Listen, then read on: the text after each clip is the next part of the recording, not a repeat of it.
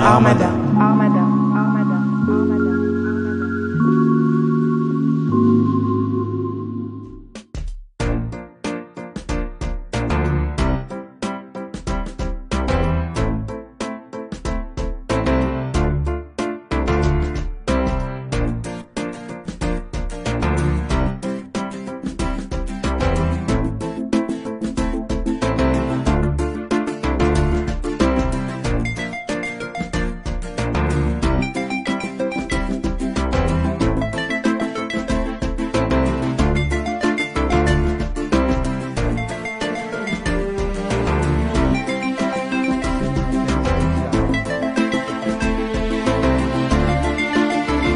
Bonsoir à tous, 20h le bonheur, c'est maintenant et je suis très heureux de recevoir mon invité François-David Cardonnel.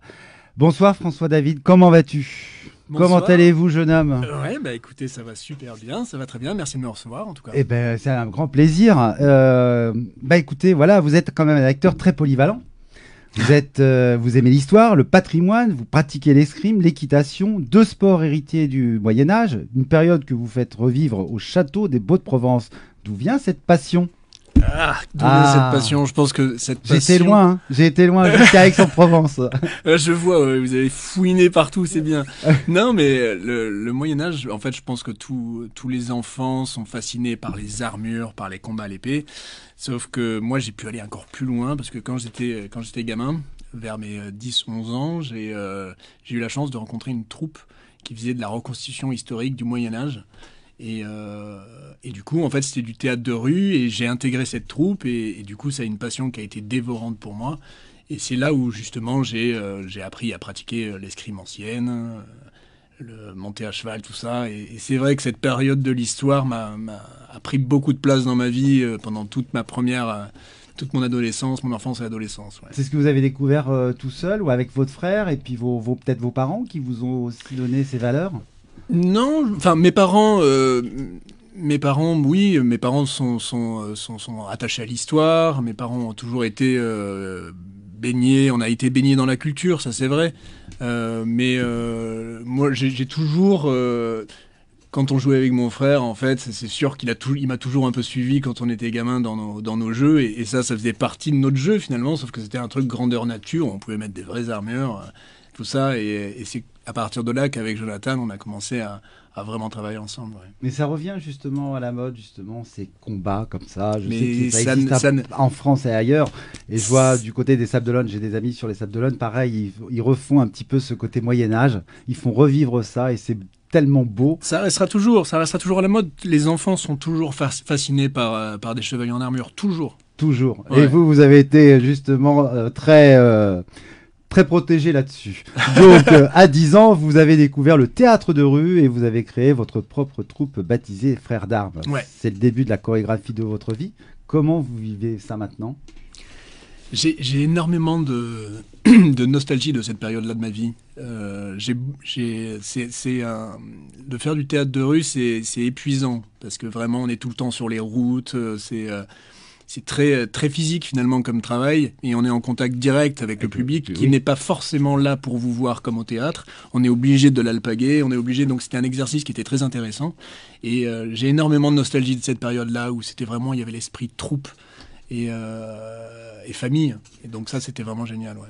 C'est comme une performance artistique vraiment que beaucoup de gens aiment voir en fait, surtout à la date d'aujourd'hui parce qu'en fait ce qu'on veut c'est aussi des artistes dans la rue. Je pense que ça serait intéressant de le refaire parce que ça serait un petit peu perdu. Mais en tout cas, c'est une très belle expérience. Alors, j'ai une petite surprise pour vous. Alors, écoutons un beau témoignage. Si la régie pouvait m'envoyer ce beau message, écoutons attentivement. Bonjour à tous, bonjour Frédéric, et puis bonjour François-David. Je pense que tu m'auras reconnu, c'est Jonathan, ton frère. Oui, j'aurais dû normalement venir sur ce plateau avec vous aujourd'hui, mais malheureusement, confinement oblige, je me suis retrouvé un peu coincé loin dans ma Provence. C'est dommage parce que ça aurait été super de discuter de notre parcours, de nos projets communs, de comment en fait François David et moi Notamment, nous avons pu, avec notre frère Pierre, être à la création d'une série western il y a quelques années de cela maintenant. Ça s'appelle Templeton. Ça a été diffusé d'abord sur OCS, puis sur MyCanal. C'est une série historique, un western. C'est vrai que c'est pas très commun en France, mais avec François David, nous avons toujours eu cette passion pour l'histoire, pour la reconstitution. En fait, on a commencé tous les deux depuis tout petit. On était passionnés souvent des mêmes choses, c'est-à-dire qu'on a commencé par faire partie de troupes médiévales, où on a appris tous les deux l'escrime artistique. C'est devenu notre passion. On avait même monté un club à l'époque, puis notre propre troupe. On faisait du spectacle historique, pardon. On a parcouru la France, on a sillonné différentes villes. C'était super, c'était une période géniale, et tout en ayant la passion du combat, de la chorégraphie, mais également du combat instinctif, et puis de la reconstitution historique. On s'est toujours passionné avec François David par les costumes, par toujours être à la recherche du détail. On a passé des heures à dessiner, à créer, à envisager des costumes, mais qui puissent également être portés. C'était pas juste une panoplie de chevaliers qu'on voulait faire à l'époque, mais on voulait vraiment représenter quelque chose de vivant, des guerriers, des combattants, avec la patine, avec de l'usure. Et tout d'abord, c'était dans ce cadre-là, et ensuite, comme on a chacun commencé notre carrière d'acteur sur Paris, de notre côté, on a toujours voulu retravailler ensemble. Puis, dans un premier temps, nous avions envisagé un court-métrage, et puis ça s'est développé en englobant notre frère également, Pierre, à la création d'une série western, puisque le Moyen-Âge, ça nous avait un peu soupé. Et puis, ce qui est génial avec l'histoire, c'est que c'est une richesse absolue. On peut vraiment attaquer plein de périodes, et le western, ça fait en plus rêver, quoi. Depuis le début, de jouer au cow-boy, c'est vraiment quelque chose qui passionne tous les acteurs. Donc voilà, on a pu pousser cette passion également dans ce costume-là. Et ça, vraiment, c'était génial. Et en plus de faire ça avec son frère, c'est une super aventure. Et puis je sais qu'avec François David, ça n'est pas que ça. On a toujours eu, comme je disais, les mêmes passions, que ça soit artistique dans l'audiovisuel, mais également dans des projets personnels où depuis quelques années, lui et moi, on s'est passionnés par notamment le patrimoine. Ça vient de nos parents qui avaient à l'époque une association de sauvegarde du patrimoine. Et puis je pense qu'on a ça dans nos gènes. Du coup, on a entamé la reconstruction, la restauration d'un bastidon provençal en Provence. Et du coup, on s'est vraiment intéressé à la chaux, à la construction de la pierre sèche d'abord, puis vraiment du bâti ancien. Et c'est quelque chose qui nous passionne. Et quelque part, on peut retrouver en plus ce côté historique. Je pense qu'il y a un lien là-dedans. Voilà, donc ça, c'est quelque chose qu'on partage, et je pense qu'on a beaucoup de projets qui tourneront aussi également autour de ça avec François David. Puis voilà, de mon côté, je voulais également parler d'un unitaire dans lequel je serai bientôt sur France 3. Ça va s'appeler Mortel Calanque. Ça a été réalisé par Claude Michel Rome. Ça sera bientôt diffusé. Et en plus, on a tourné ça chez moi, dans mon pays, en Provence. Donc c'était super. Ça passera normalement début mai. Voilà. Merci à tous de m'avoir écouté. Merci Frédéric et à Radio Armada de m'avoir donné l'opportunité d'enregistrer ce message pour François David. Amusez-vous bien. Profitez bien de cette émission. Et puis François David, voilà, il faudrait que tu appelles de temps en temps maman. Je sais qu'elle est un peu fâchée contre toi parce que tu la délaisses. Ce serait sympa que tu joues ton rôle de fils de temps en temps. Voilà. Non, je rigole. Et puis passez une très bonne journée. Et puis à très vite. À très bientôt. Merci à tous. Bonne journée. Au revoir. Merci Jonathan Cardonnel, un acteur formidable aussi. Il y a une complicité entre vous deux, les frères. Donc attention, faut appeler maman. Hein. C'est ça. Alors ça, c'est vraiment la boutade. Je l'ai eu ce matin au téléphone. Vous connaissiez pas justement cette petite aparté, cette petite surprise de ce soir? Mais ouais, ça fait plaisir. Non, mais il s'exprime bien, John. Il y a toujours, c'est toujours un exercice où je suis pas. Alors c'est marrant, hein. C'est un exercice où je suis pas toujours super à l'aise en fait. Et là, je le vois s'exprimer librement. Non, bravo quoi. Il est beau en plus sur la photo. Vous avez vu ça, hein, il est canon. Hein. Mais vous êtes deux frères, franchement. Enfin là, je connais pas toute la famille, mais vous avez, comme on peut dire, une gueule d'ange. Voilà. En tout cas, on va revenir sur ce qui nous a parlé justement, Jonathan, sur l'histoire des frères Templeton. Je voudrais juste évoquer quelque chose, puisque tu en as parlé hors antenne. Tu m'as dit que on pouvait en évoquer. Donc, tu as été connu avant, tu es acteur avant, mais tu as eu cette partie de koh-lanta. Oui. Donc, si tu veux faire une brève histoire sur koh-lanta. Une brève histoire sur koh-lanta, parce que c'est vrai que je peux pas, on peut pas parler de moi sans parler de ça, parce que effectivement ça a été une période dans ma vie où j'avais 21 ans, donc j'étais quand même assez jeune, et ça m'a vraiment marqué. C'est une expérience qui est incroyable.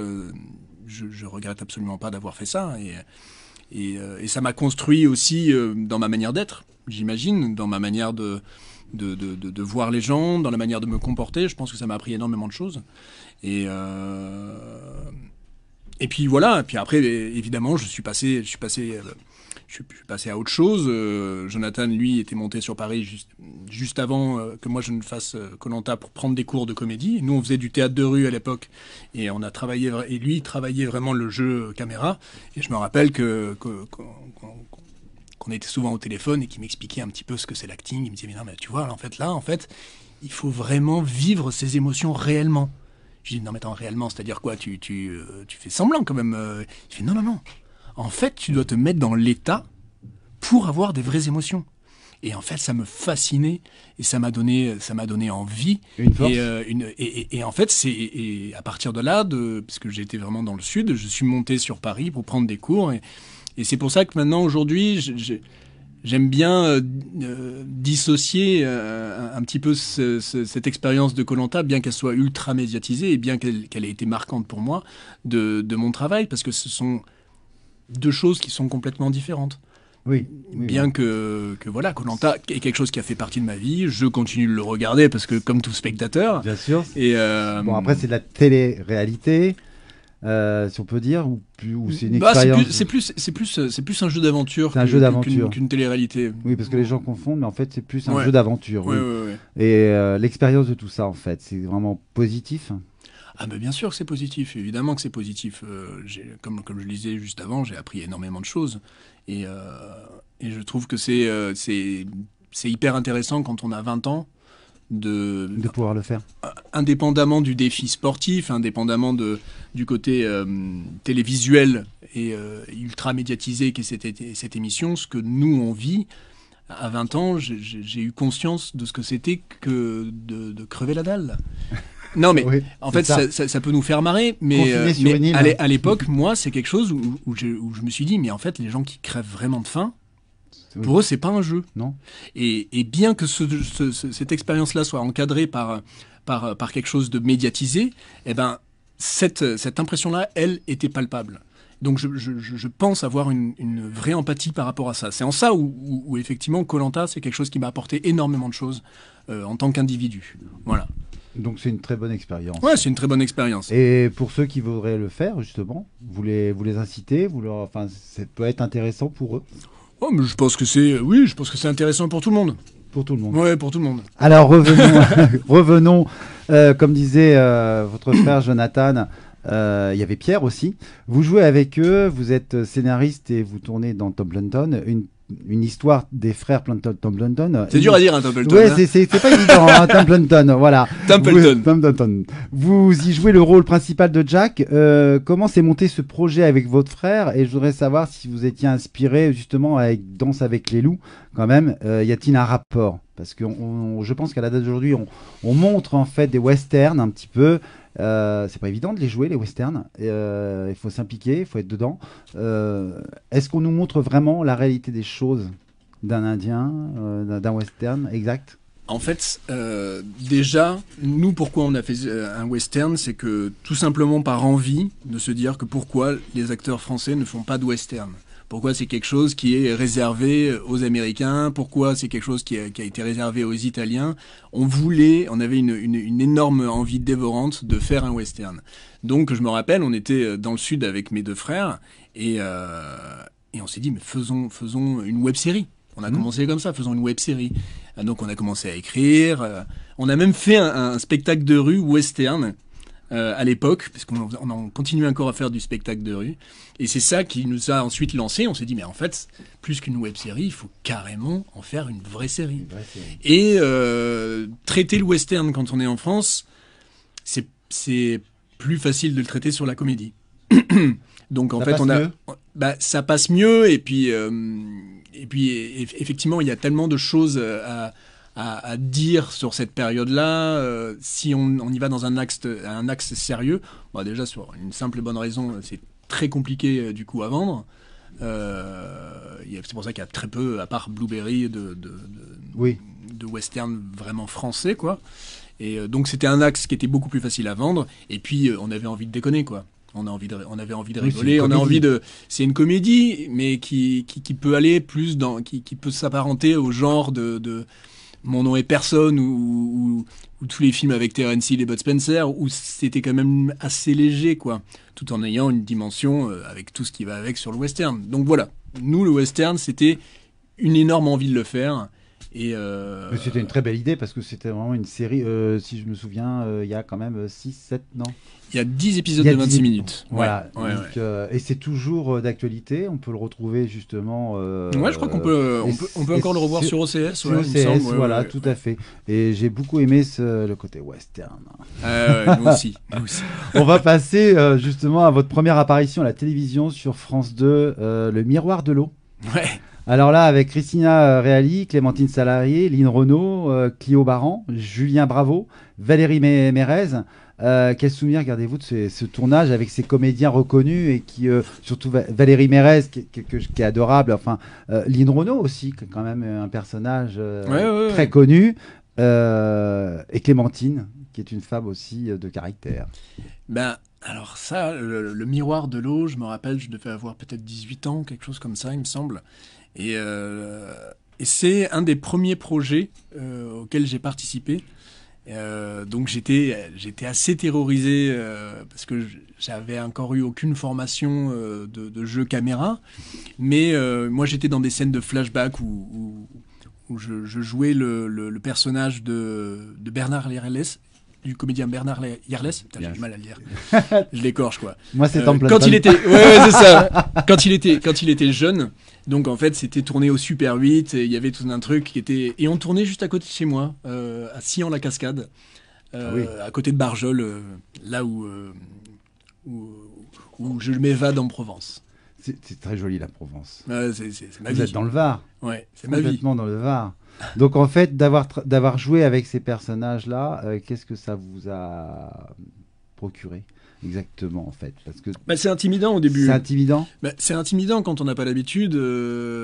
Forcément, d'un coup, toutes ces personnes qu'on voit toujours à la télé, là, on joue avec eux et on fait partie de ce truc-là. Donc, c'est vrai que moi, je me rappelle de cette expérience-là où justement, je manquais d'expérience et c'était intimidant. Et c'était de la bienveillance en même temps. Oui, bien sûr. Bien sûr. Donc après, on peut dire que vous avez joué aussi dans Les Toqués.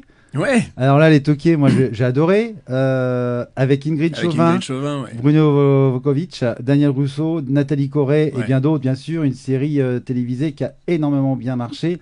Vous avez apprécié cette gastronomie de tourner dans ce film? Ouais, non, c'était. Oui, chef. C'était cool. Je crois que c'est un de mes premiers tournages où j'avais un rôle qui était assez important. Et j'en ai une super expérience. On avait tourné ça sur Marseille. Je me rappelle très bien de Daniel Russo. Et je jouais principalement avec Eric Stuvenaker, Tout à fait. qui est un très bon comédien et qui est devenu un grand ami à moi par la suite. Et oui, bien sûr, de tourner dans l'univers culinaire, mais vous croyez qu'on mange pendant qu'on tourne? Non, ça c'est juste pour la fiction, donc je peux pas trop vous dire en fait. Vous avez quand même bien mangé quand même. Oui, on mange toujours bien. Et avec Ingrid Chauvin, parce que elle est dans Demain nous appartient. Ouais. Et avec Ingrid, il y aurait un futur projet peut-être de travailler avec. Parce que j'ai trouvé qu'il y a une complicité dans Les Toqués ensemble. J'ai pas de projet pour l'instant. J'ai quelques petites. Mais voilà. je me rappelle d'une anecdote qui était assez marrante avec Ingrid Chauvin. Il y avait une scène qu'on tournait où c'était une espèce de bal. Et donc, je crois que je dansais avec elle ou je sais plus quoi. Et il y a mon pote Eric Stuvenaker qui dit... alors, il est beau, mon mec. Parce que je jouais un gay dans cette histoire. Et il le dit à Ingrid Chauvin. Et elle me dit comme ça... tu devais être beau. Tu seras beau dans 10 ans. Tu vois. Et je me suis souvenu de ce truc-là où je me dis, moi, j'avais rien demandé à personne. Non, oui, non, mais il sera beau dans 10 ans. Il sera beau dans 10 ans, pas maintenant. Comme dirait la chanson de Patrick Bruel, on se retrouve dans 10 ans. Alors, C'est ça. ah, Clémentine, si tu, non, pardon, Ingrid, si tu nous regardes avec grand plaisir, une femme vraiment une très bonne actrice. Vous aimez cuisiner du coup? Vous Ouais. aimez bien manger? Alors vous aimez l'art culinaire. Voici le chef de cuisine Emmanuel Guillemet du restaurant Le Séniquier de Saint-Tropez, mais aussi maintenant à Deauville et à Trouville du groupe Bourdoncle. Merci beaucoup. Bonjour à tous, salut Fred. Ce midi, je vous propose une salade toute simple, une burrata petits légumes et saumon mariné. Pour ce faire, il nous faudra avocat, un peu de fenouil, du concombre, du citron et un peu de saumon. Pour la réalisation, une fois que vous avez émincé votre fenouil, vous allez le mélanger avec le concombre et l'avocat que vous avez coupé en morceaux. Vous assaisonnez l'ensemble avec de l'huile d'olive et un jus de citron. Un peu de poivre. Vous mélangez et vous disposez dans votre assiette, tout simplement.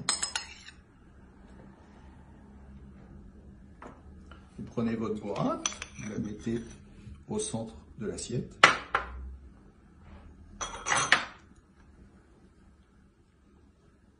Un peu de saumon mariné.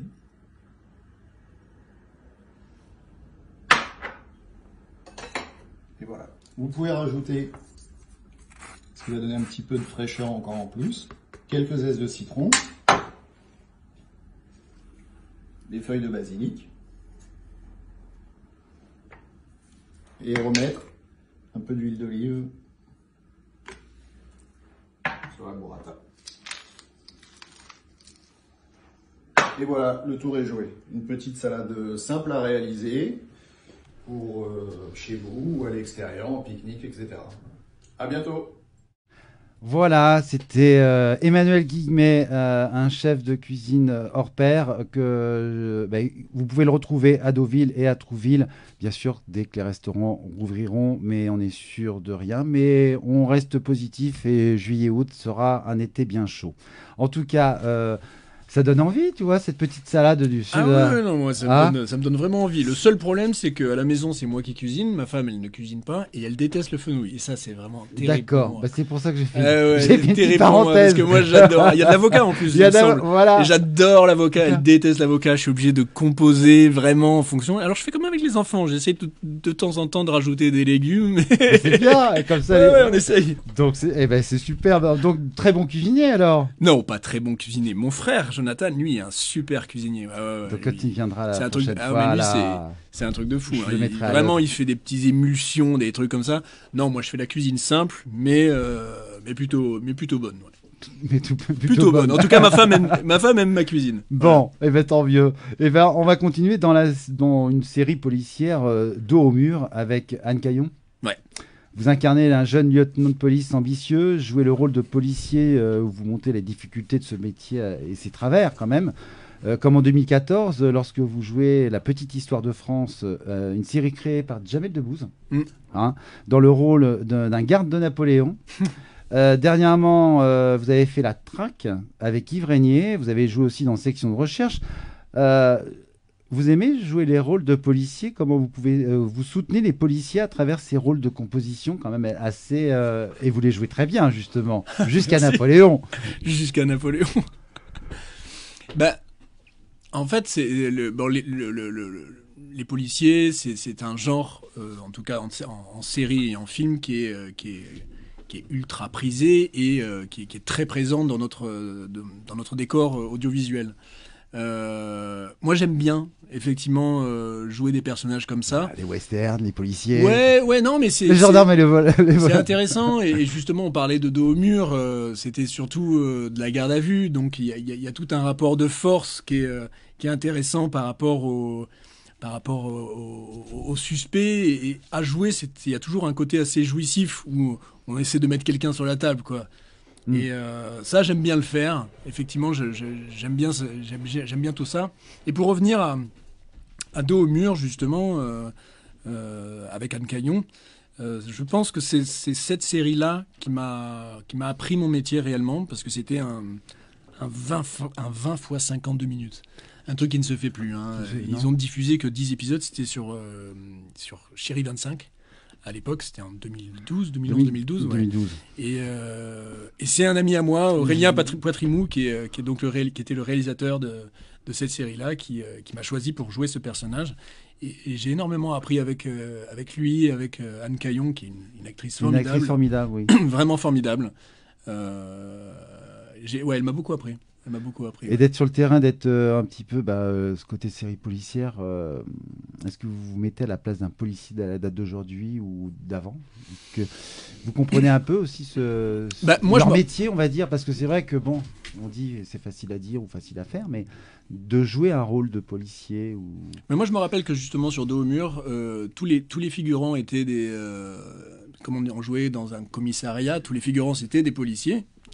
Et moi, j'étais friand d'en savoir un petit peu plus. Bien sûr. Et je me rappelle que je les fréquentais pas mal. On a fait du tir ensemble. J'avais même demandé de les accompagner pour des patrouilles. Bien sûr. Donc, j'ai eu la chance de faire ça. Et je me dis, ouais, c'est quand même un métier ils sont courageux quand même. Ils risquent leur vie. Ils risquent leur vie, ils sont courageux. Après, bon, moi, j'ai un peu plus j'ai un peu plus de mal avec toutes les forces de l'ordre qui sont dans les manifestations, tout ça. Voilà, donc ça, je préfère pas trop donner mon avis, mais j'ai un peu plus de mal avec ça, effectivement. L'ordre, sans réfléchir. Mais ceux qui font des enquêtes, ceux qui sont sur le terrain, c'est encore autre chose. Là, j'ai beaucoup de respect. Ouais. Section de recherche. Section de recherche. Ça, c'est la gendarmerie, ça. Ça, c'est la gendarmerie.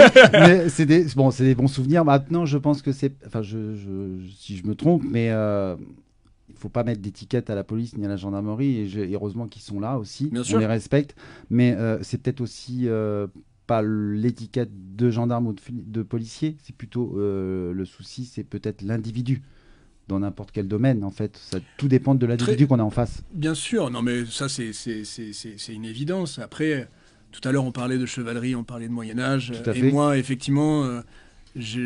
quand j'étais enfant, j'avais cet idéal-là de personnes qui protègent le plus faible.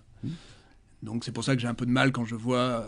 Mais c'est pour ça que je vous parle pas des policiers qui sont sur le terrain et qui, eux... Tout à fait, c'est deux choses différentes. C'est deux choses complètement différentes. Mais quand je vois effectivement des policiers qui frappent justement les plus faibles, j'ai un peu plus de mal. Vous avez vu, hein, on va sur des terrains un peu glissants. Hein. On va sur des terrains glissants, okay. Je peux pas m'empêcher. Je peux pas m'empêcher. Tout le monde a droit à la parole, et en tout cas, ça s'appelle faut prendre son bouclier de protection. C'est ça. Hein, avec et encore une fois, je ne fais aucune généralité. Je suis d'accord avec vous sur ce que vous disiez justement, que c'est certains individus. C'est une question d'individus qu'on a en face. Et quand ils sont mis en lumière, on est obligé d'avoir un avis dessus, quoi. En tout cas, il y a une autre personne en 2014, le film Jusqu'au dernier. Ouais. Avec Brigitte Fossé, Marie-Christine Barrault. Vous êtes Ange dans ce film. Mais quel effet de jouer la maman. Enfin, vous jouez avec Brigitte Fossé, qui est ce magnifique film, la maman de Vic dans La Boum, parce que tout le monde aurait voulu jouer dans un film avec Brigitte Fossé, même si vous n'avez pas spécialement tourné avec. Je n'ai pas tourné avec. Mais vous avez joué dans le film. Je vais même vous dire un truc, je ne l'ai pas croisé. Et voilà, mais de jouer dans un film. J'aurais aimé la croiser. Ouais, vous aurez aimé de la croiser. Ouais. C'est une femme formidable, en tout cas. De toute façon, quand on est même si on ne croise pas les personnes, si on est dans le même casting, il y a toujours un truc qui est très valorisant et qui fait toujours plaisir, quoi, de se dire on partage quelque chose en commun. En commun, voilà, exactement. Parce que jouer dans un film avec justement la maman de Vic dans La Boum, c'est pas rien, toute une génération. Bien sûr. Donc on peut pas oublier. Hein. Non, mais c'est évident. Bon, En parlant de la boum, moi mon rêve c'est tourner avec Sophie Marceau d'ailleurs. Bon, je lui Au passage. je lui en parlerai.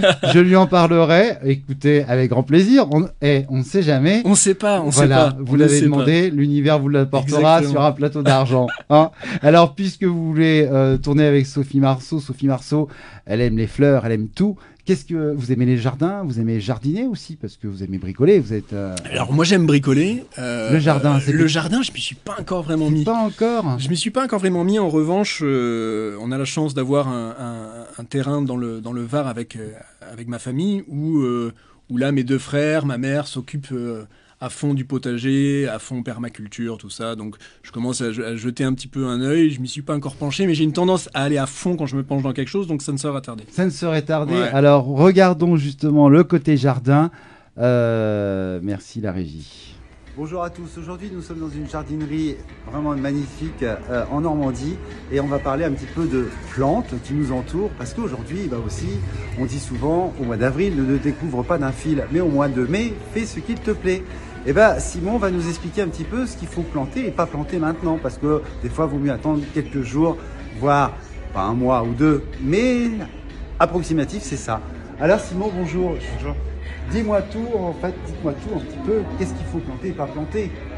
Alors c'est sûr, quand on voit les plantes actuellement, ça donne envie de planter, mais malheureusement avec les gelées tardives qu'on a eues, actuellement, Là, on est en plein dedans. on est en plein On est en plein exactement. Donc, ça a vraiment retardé un peu toutes les floraisons qui sont arrivées, et notamment on voit dans les jardins, les arbustes qui ont pris un coup, les fleurs. Et donc actuellement, au niveau fleurs, tout ce qu'on pourrait mettre en floraison annuelle, bah, il faut stopper parce que tout simplement légumes, fleurs annuelles, s'il y a encore du gel, ça tiendra pas. D'accord.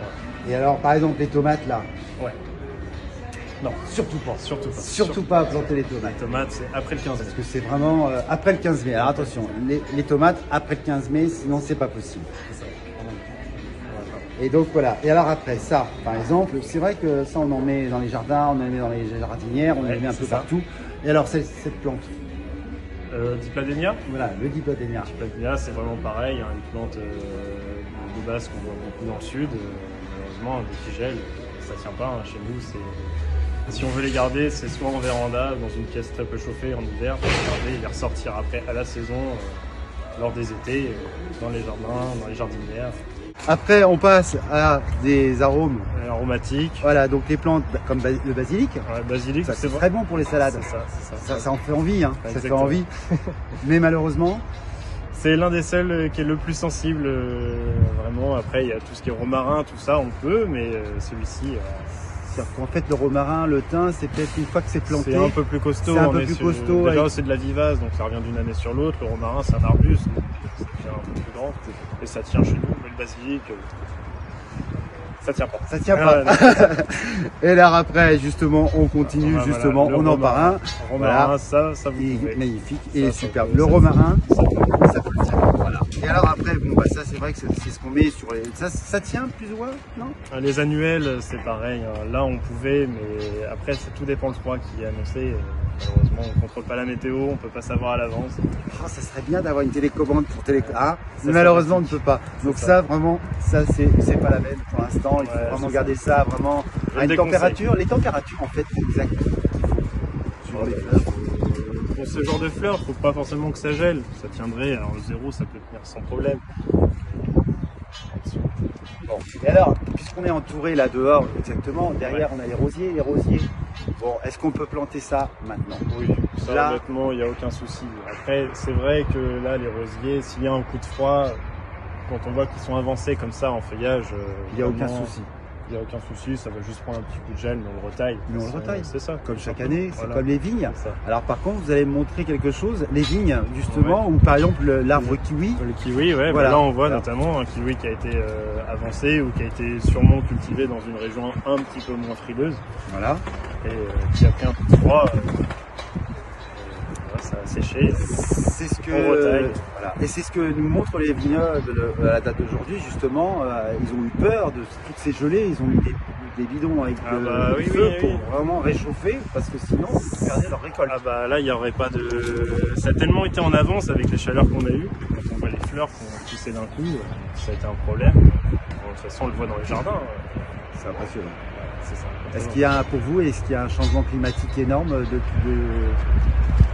Je dirais pas un changement énorme, mais je dirais qu'il y a une évolution d'année en année. En tout cas, une évolution voilà. Ça fait quand même quelques années maintenant où il y a des gelées de plus en plus tardives et maintenant on voit notamment les abricotiers, en tout cas en Normandie, ça a du mal à tenir. Ça a du mal à tenir. Ça a du mal à tenir. En fait, chaque région a ses petits problèmes. C'est ça. Et aussi ses inconvénients et son bonheur. En tout cas, et on voit aussi même pour les vignes de raisin, c'est pareil, ça a pris un petit coup et tout ça.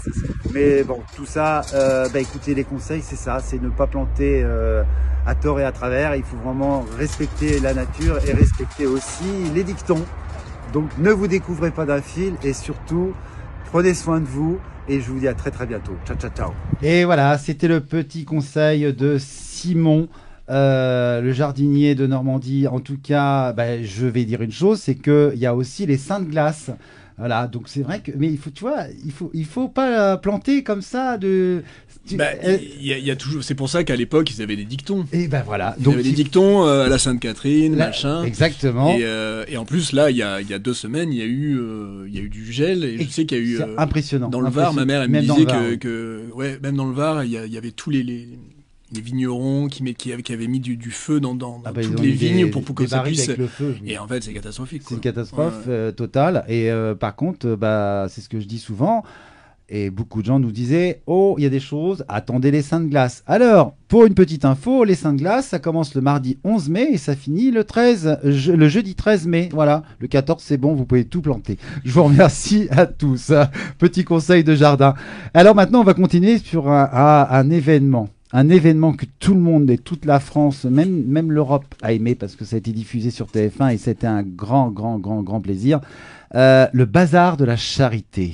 Magnifique téléfilm sur TF1, une belle évocation de ce drame. Comment se sont passés ces tournages? Parce qu'en fait, on m'a dit qu'il y avait aussi de la musique de bienveillance sur les plateaux. Ouais, c'est vrai. Il y avait tout pour être bien. Non, en fait, c'est vrai que le réalisateur Alexandre Laurent était génial là-dessus, quoi. Il nous mettait toujours vraiment à l'aise. Il y avait toujours la musique à fond. Ou des musiques en fonction des séquences. Si on tourne des séquences un peu difficiles, hop, il nous mettait une nappe dans un mood. Vraiment, il fonctionnait vachement à la musique et ça nous aidait beaucoup, nous, les comédiens. De se détendre, ouais, bien. Et puis, et puis là où il était vachement fort, c'est que ce genre de tournage, c'est toujours très compliqué. C'est les tournages d'époque, avec des animaux, avec des costumes, avec des décors de fous. Vous jouez, vous êtes Hugues Chaville, le journaliste pour le quotidien La Chouette. Exact. En tout cas, ce film était très très chouette. Vous êtes amant d'Adrienne, vous l'aidez à retrouver sa fille et vous émancipez pour s'émanciper de son mari. Un personnage profond et attachant. Avez-vous été profondément marqué par ce rôle surtout? En fait, il faut savoir un truc, c'est que déjà, quand on vous propose un projet historique comme ça, moi, c'était vraiment un rêve aussi, quoi. On fait ce métier-là justement pour continuer à jouer aux cow-boys et aux Indiens encore. Donc c'est vrai que une reconstitution historique de cette période-là, c'est quelque chose déjà de fascinant. Le personnage de Hugues Chaville, moi personnellement, le personnage, donc pas moi qui l'incarnais, je le trouvais vraiment touchant. De défendre à tout prix effectivement cette femme qui l'aime, mais ils ne se le disent pas. Oui. Il n'y a pas un moment dans la série où il y a cette intimité-là de le dire. Est-ce que c'est l'époque aussi Est-ce qu'ils se le disaient?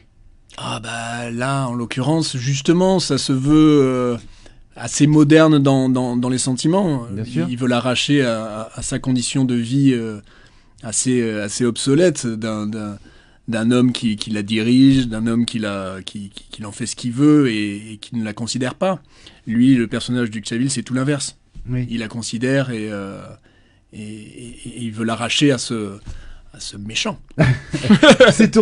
Vous avez des souvenirs avec Josiane Balasco, puisqu'il y avait Josiane Balasco, il y avait aussi Victor Metelet qui est un grand acteur comme vous. Ouais, franchement, vous êtes c'est gentil. Vous êtes des étoiles bienveillantes et montantes. Oui, est-ce que vous avez et puis il y a Stéphane Guillon aussi. Ouais. Donc cette ambiance de tournage, parce que c'était vraiment, en plus ça a été tourné donc sur Paris. Ouais. C'est pas en plateau ni quoi. Non, peut-être que Non, trucs, c'était Paris et région parisienne, mais on n'a pas tourné. C'était pas tourné en studio, hormis Oui. effectivement le bazar en Tout à flammes. fait, Et moi, par contre, j'étais pas à l'intérieur, je tournais pas sur ça. Ensuite, les comédiens, Josiane Balasco, je l'ai croisé seulement 2 fois. Moi, j'ai surtout joué avec Audrey Fleurot, Oui, avec Stéphane Guillon également. tout à fait. Avec Stéphane Guillon. Après, Victor Motley, je me suis super bien entendu parce que ce mec est super sympa, il se prend pas la tête, il est très bon acteur, il est très beau. Et non, ça fait plaisir de voir des types comme ça, quoi. Il y avait une bonne ambiance. Et, Ouais. alors, par contre, il faut savoir que cette histoire-là, il y a eu quand même la sœur de Sissi impératrice, donc Anne-Sophie, qui est décédée en fait dans les flammes, en fait. Qui est décédé et héroïquement, Tout à fait. apparemment, ouais. Donc ouais. c'est vrai que le bazar de la charité, c'était quand même connu aussi par rapport à la sœur de Sissi impératrice. Et d'ailleurs, juste, je te coupe, et cet événement-là a permis aux pompiers de créer les issues de secours qui n'existaient pas à l'époque. C'est pour ça qu'il y a eu autant de morts, c'est qu'ils n'avaient pas Bien prévu sûr. les issues de secours. Et du coup, des suites de cet événement-là, ils se sont dit, ok, il va falloir adapter un peu le truc quand même. Donc, à chaque fois, il faut un drame pour faire évoluer les choses, et le bazar de la charité a été ce drame. Le Titanic, c'est un peu ça aussi. Avec Ouais. le bateau, justement, les cales étaient vraiment pas jusqu'en haut, donc du coup l'eau C'est passait vrai, là, ouais, et le ouais. pont, voilà. Donc C'est vrai. en fait, il faut un accident, il faut quelque chose pour mieux reconstruire et avancer. En tout cas, c'était une magnifique vraiment série. C'est 8 films, hein. Ouais, c'est ça, c'est 8 épisodes, ouais. C'est énorme. Ouais, moi Je j'ai sais plus beaucoup aimé. combien Ouais. le nombre de téléspectateurs, ça a touché des gens de 7 à 77 ans. Ouais. Et puis en plus, comme ça a ensuite été rediffusé sur Netflix, du coup, en fait, il y a quelque chose de mondial qui se fait derrière. Moi, j'ai reçu des messages ou des followers d'Amérique du Sud. Et c'est drôle parce que du coup, ils m'envoyaient des captures d'écran ou d'images où on me voyait doubler en portugais, en allemand. Et c'est la première fois que, pour le coup, que je m'entendais avec une autre langue et un autre doublage. C'était drôle. Même jusqu'au Far West, ça vous a percuté. Ouais. Ça a été très loin. C'est Non, ça. c'était un très très très bon film. Ouais. On va passer à la page musicale avec Artedon, un chanteur hors pair. Artedon, merci.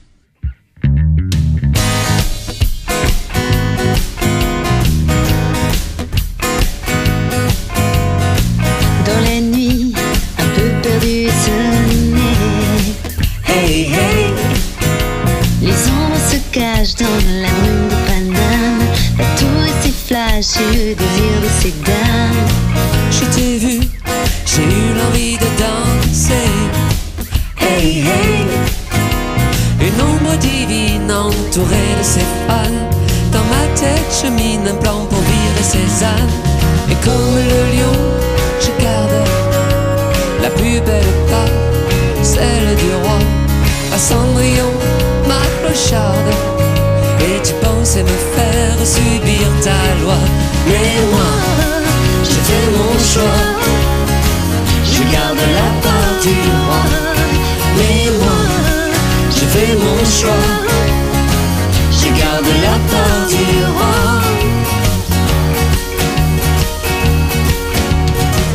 Enfin seule, la partie peut commencer.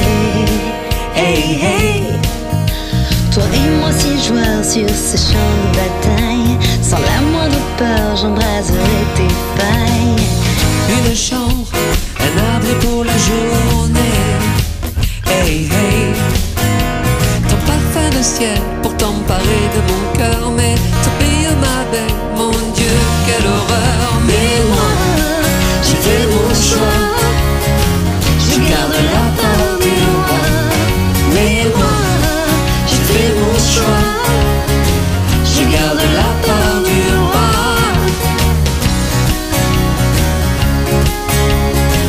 Je garde la part du roi.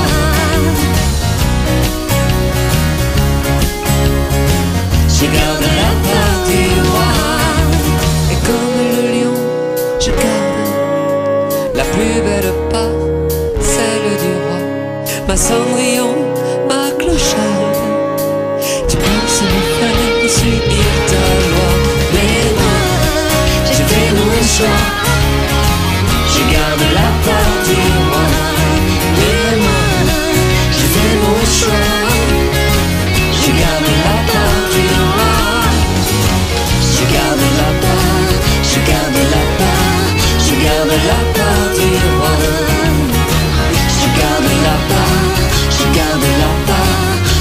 garde la part du roi.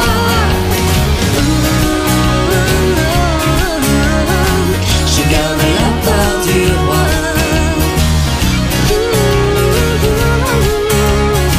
Je garde la part du roi.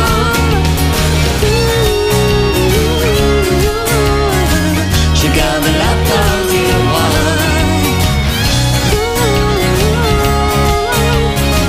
Je garde la part du roi. C'était Artedon, la part du roi. Vous pouvez retrouver ses chansons sur YouTube, sur son Facebook. Vous pouvez le tweeter. C'est un garçon adorable. C'était la part du roi avec Artedon. Alors, on est toujours avec François David Cardonnel. La charité, toujours bien ordonnée, commence par soi-même. Non, je rigole. Côté cinéma, moi j'ai envie que tu me dises la liste de tes envies. La liste de mes envies avec Jean-Marc Lavoine, Mathilde Seigné et Patrick Chenet, Julie Ferrier. Mais vous interprétez Ludo. Mais quel bonheur de jouer avec Marc. Moi, j'étais. Il vous a chanté la chanson? Eh ben, encore une fois, j'ai pas tourné avec Marc. J'ai tourné par contre avec Mathilde. Avec Mathilde Seigné, Frédéric Bell. Oui. Et ouais, j'ai kiffé Mathilde Seigné. Je trouve que c'est une. Enfin, j'ai tourné qu'une journée avec elle. Mais ouais, elle est hyper spontanée. Elle est vachement. Elle est vraie quoi. Elle est dans l'instant. On voit qu'elle se prend pas la tête et elle met à l'aise quoi.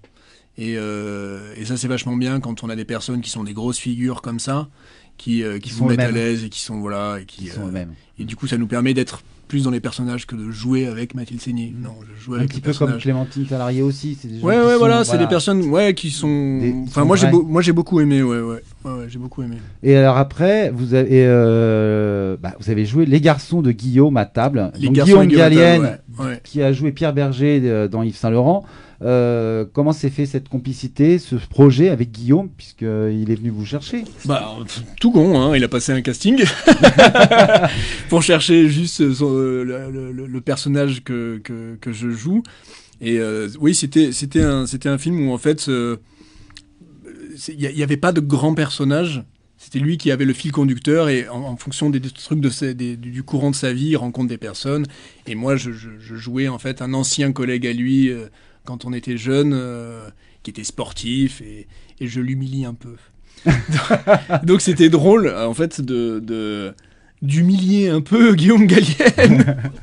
Ça n'avait aucun sens. Mais ce qui était marrant, c'est qu'il était donc réalisateur. Oui, tout à fait. En plus, il est réalisateur de ce film. Il réalisait, il jouait. Et puis je me rappelle, il y avait une scène avec lui où donc tu joues avec lui et puis hop, il se déconnecte de son personnage. Il fait ouais, attends, non, là fais-le plus comme ça. Là, il faut que tu sois vraiment comme ça. Tac, et il se remet dans son perso.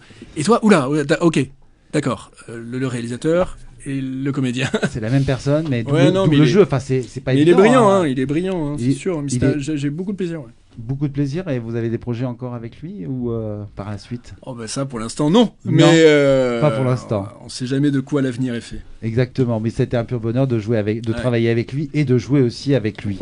Après tous ces tournages de participation, vous préférez plus le cinéma ou les téléfilms? Moi, je peux pas vous dire que je préfère plus l'un que l'autre. Pour l'instant, je fais surtout de la télé. Donc, pour l'instant, je suis plus effectivement en télé et même en tant que spectateur, de plus en plus, moi, je regarde surtout les séries. J'aime voir des personnages qui vraiment évoluent. Et les séries nous permettent de voir l'évolution réelle, puisque dans un film qui est beaucoup plus court, quoi. Donc, pour l'instant, oui, évidemment, plus télé, mais par rapport à la conjoncture aussi. Par rapport à la conjoncture aussi, bien sûr.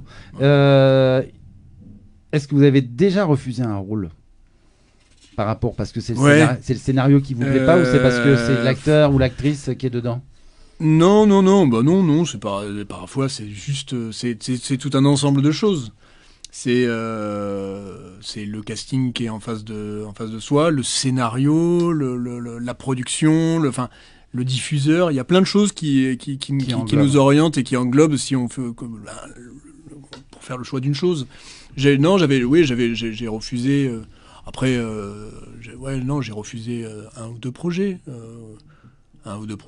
où Ou non, je me sentais pas le faire ce truc-là, je me sentais pas Oui. moi dedans, et puis j'en avais, voilà. Oui, il faut se retrouver dans le Ouais. scénario, de Ouais, dire ouais, est-ce que il je faut- suis capable d'évoquer justement et de faire vraiment ce Bah, rôle. est-ce que c'est quelque chose qui va m'apporter quelque chose? Tout à fait, Voilà. aussi. Moi, Que ça j'aime- soit même pour soi comme pour Ouais, bien sûr. la Et suite puis, des événements. voilà, faut réussir à faire quelque chose qui puisse nous correspondre et qui puisse nous parler. Sinon, Sinon, oui, sinon on n'évoquera rien à personne. exactement. Voilà. Quel est le rôle qui vous a le plus marqué depuis le début en tant qu'acteur? Le rôle le plus marquant pour vous, pardon. Le rôle le plus marquant, non, mais j'en ai plusieurs. Moi, j'avais tourné dans Palace Beach Hotel où je faisais un soldat qui revient d'Afghanistan. Et donc là, C'est un très bon film. C'était c'était un très bon film qui était réalisé par Philippe Venot.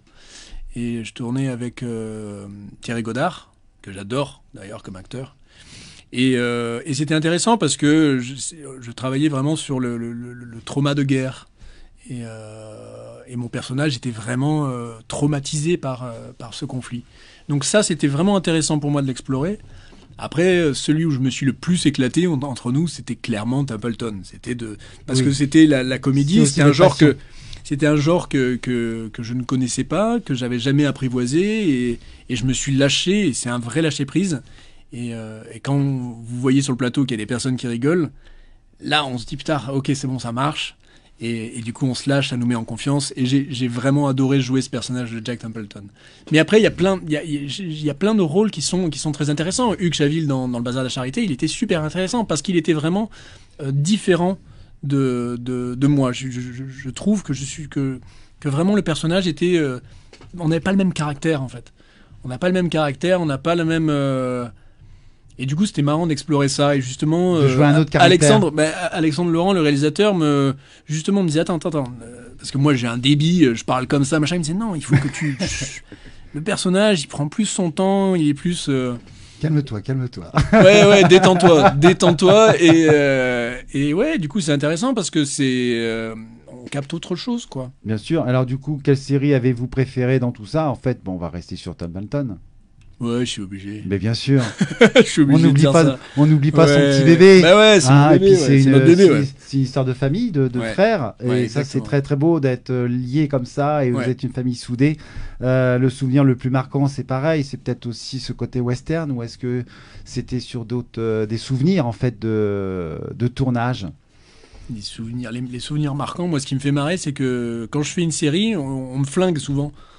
C'est con. Donc en fait, des souvenirs marquants, ça a toujours été mes morts. C'est- Pour être honnête. Donc parfois on se retrouve noyé, alors il fait 5 degrés, donc c'est des trucs marquants, Oui. ou criblé de balles, ou poignardé.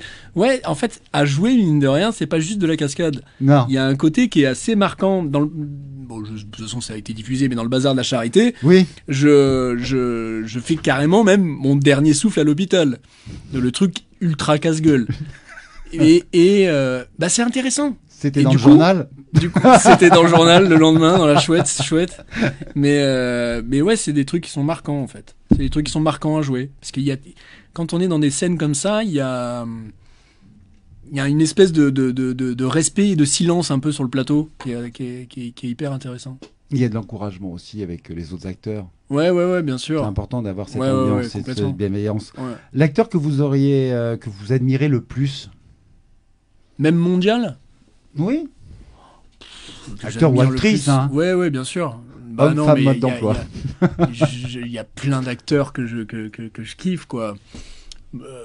Ado, j'adorais Russell Crowe, D'accord. mais je trouve qu'il est toujours très très bon. Hein. Toujours au top. Toujours très très bon. Et après, il y a ces acteurs de performance à la Joaquin Phoenix, à la Daniel Day-Lewis, Christian Bale, Matthew McConaughey. Tout ça, ce sont des acteurs de fou, quoi. Donc, j'ai beaucoup d'admiration pour ces acteurs-là. Et en France, ouais, je kiffe pas mal Vincent Cassel. Je trouve que Vincent Cassel, il a un vrai naturel, il a une gouaille, il a un truc. C'est le parigot, quoi. C'est le parigot. Ouais, c'est vraiment le parigot. Et les anciens acteurs, par exemple, bon. Bah moi, les anciens acteurs, moi, c'est vrai que j'étais dans mon enfance. Mon père, il nous faisait regarder Charlie Chaplin. Ah. Et c'est vrai qu'on a été à fond baigné dans Charlot. Et ouais, j'aime beaucoup en fait ce type. Mon père l'avait vu en vrai dans les années 30. Mon père est d'une autre génération, bref. Et du coup, en fait, il était vraiment Le mien marqué aussi, par hein. ça. Ouais. Oui, mais on n'a pas le même âge. On n'a pas le même âge. Et ouais, moi je trouve que ce que j'adore dans Charlie Chaplin, c'est qu'il arrive à être vraiment drôle, son humour ne vieillit pas et il peut être ultra touchant. Tout à fait. Et donc ça, j'aime beaucoup. Et ensuite, c'est effectivement, à l'ancienne, moi je kiffe un Belmondo, quoi. Bah oui. Et Belmondo, voilà, c'est le type, c'est la virilité, en même temps, c'est le mec qui se prend pas la tête. On le voit dans il y a plein de films comme Joyeuse Pâques aussi. Et attends, j'ai oublié De Funès. Et De Funès. J'adore De Funès. Je trouve que c'est De Funès qui disait on en fait jamais trop, on fait mal. Oui. Et lui, il en fait des tonnes, mais il le fait bien. Il le fait bien. Ouais. Alors, ce qui est extraordinaire, vous avez parlé de Louis de Funès. Il y a le musée de Louis de Funès. Vous avez aussi le musée de la gendarmerie de Saint-Tropez aussi, voilà, Ouais. qu'on peut aller visiter parce que ça va rouvrir bientôt. Je le souhaite à tous. Vous avez aussi évoqué Belmondo. Vous avez le musée Jean-Paul Belmondo donc à Boulogne. Et vous avez évoqué Charlie Chaplin. Et vous avez aussi, alors je ne sais pas si vous avez été voir, le musée à Vevey en Suisse, la maison de Charlie Chaplin. Ah non. Alors, allez-y. Mais j'ai vu son fils en Mais revanche. son fils, voilà. Voilà. Et c'est troublant parce C'est- qu'il a les mêmes yeux. Les mêmes yeux, c'est impressionnant. Ah ouais. Et je vous conseille d'aller voir cette maison. Elle a une âme. On a l'impression qu'il vous invite, il vous envoûte. C'est magnifique. C'est à Vevey en Suisse. Donc, si vous avez la C'est possibilité, noté. allez voir ce musée à Vevey. Voilà. On va parler du livre du mois. Le livre du mois que j'ai choisi, c'est Les Antisèches. Les Antisèches du bonheur de Jonathan Lehman, édition HarperCollins, du même auteur, Le journal intime d'un touriste du bonheur, édition Point Seuil, méthode simple et follement efficace pour vivre heureux, surtout en ce moment. Voilà, 2 livres à conseiller pour donner et partager du bonheur. C'était un livre qui était déjà sorti, Le journal intime, et là maintenant Les Antisèches. Il ne faut pas avoir d'antisèches dans le bonheur, surtout pas. En tout cas, on va revenir exactement sur une petite question. Que pensez-vous des acteurs et des comédiens d'hier et d'aujourd'hui? Le changement, qu'est-ce que vous pensez de cette évolution? Parce qu'il y a une évolution, bien sûr. Alors, qu'est-ce que je pourrais penser? Non, il y a une grosse différence. Au niveau du travail, je pense au par niveau rapport à avant, c'est qu'il y avait beaucoup moins de comédiens avant. Tout à fait, oui. Donc, effectivement, c'était plus des comédiens stars, du coup. Oui. Donc, on faisait des films vraiment sur eux. On a encore un peu ça, mais j'ai l'impression qu'aujourd'hui, effectivement, Plus ouvert. ouais, je pense que c'était peut-être plus ouvert avant, en fait. Même sur les films, il y avait beaucoup de choses où vraiment il y avait une liberté absolue. Après, on a quand même encore des grands acteurs à la Gabin, mais c'est vrai que c'est des figures, quoi. C'est des figures, mais je sais pas si on peut être vraiment objectif, parce que tous ces acteurs d'hier font partie de notre enfance, donc ils sont teintés déjà d'un avis qui est plus forcément objectif. Bien sûr. Qu'aujourd'hui, on est beaucoup plus maintenant dans un monde où, comme c'est le présent, on est plus facilement dans la critique. Oui. Ce qui appartient au passé, je pense, est plus idéalisé. Donc on aura du mal à dire qu'effectivement, ah tiens là, Belmondo, il est pas terrible, machin. Ou... Non, je crois que ça rentre dans l'histoire. Tout à quoi. fait, ça rentre dans l'histoire. Ouais. Par contre, est-ce que c'est plus accessible de faire des castings pour toute cette jeune génération? Vous faites cette partie de cette génération? J'étais pas là à l'époque. Je pouvais pas savoir. À l'époque, il y avait des castings sauvages où dans la rue, on disait tiens, toi, t'as une bonne gueule, vas-y. Ça existe encore, mais c'est très rare. C'est très rare. Là, c'est un métier où là, on est des centaines, on est des milliers. Et en plus, des milliers où ils sont très très bons, quoi. Ah oui, bien sûr. Aujourd'hui, il y a des très bons acteurs. Il y a de très bons acteurs et de plus en plus. Et ouais, parfois c'est de se dire, ok, quand t'es choisi dans un rôle, tu te dis, ah ouais, on était quand même un paquet et que des bons les mecs, tu vois. Donc tu te dis, ah ouais, donc parfois ça se joue aussi ailleurs, enfin tu sais pas trop. Donc pas d'avis. Sans opinion. Sans opinion, voilà. J'étais pas là à l'époque, je peux pas dire si c'était plus simple, si c'était, je sais pas. En tout cas, Magnifique, merci beaucoup François David. Merci beaucoup. Votre actu pour les mois à venir et vos projets? Alors là, je sais, j'ai pas encore la date de diffusion, mais je serai bientôt dans Meurtre à Mulhouse, où je partage l'affiche avec Mélanie Maudran. Et j'ai également. Sort là. Alors à dernière nouvelle, je crois que ça sortait peut-être en mai, mais j'ai pas de date officielle, donc je veux pas dire, mais Meurtre à Mulhouse. Et également, j'ai un projet de programme court pour M6 que je vais tourner cet été. Mais pareil, j'ai pas plus d'infos. Le thème? Humour. Voilà, le thème, c'est de la comédie. C'est de la comédie. Humour et du bonheur. C'est de la comédie. Je peux pas trop en parler ici. Ça reste encore confidentiel, mais. On vous en dira plus. Ouais. En tout cas, oui, c'est comme Jonathan Cardonnel, votre frère, dans Mortel Calanque, qu'on va le retrouver aussi bientôt sur France 3. On ne connaît pas encore la date, mais ça ne serait tardé. Donc, comme il le disait dans son témoignage, au mois de mai. Et vous, peut-être mai-juin, en tout cas. Je vous remercie beaucoup. Merci mille fois. Merci beaucoup, François David. Merci pour votre accueil. C'est moi. Merci beaucoup, François. Merci d'être venu à 20h le bonheur sur Radio Armada. On vous retrouve bientôt sur les écrans. Merci à tous, chers auditeurs, de votre confiance. Merci de nous avoir suivis sur 20h le bonheur. Je remercie Frédéric Lavergne, artiste, compositeur, pianiste, créateur du générique. Merci au directeur de la Radio Armada. Merci à Federico à la régie. Et merci à vous tous de votre bienveillance. À mardi prochain. Prenez soin de vous. Et ciao, ciao, ciao. Merci.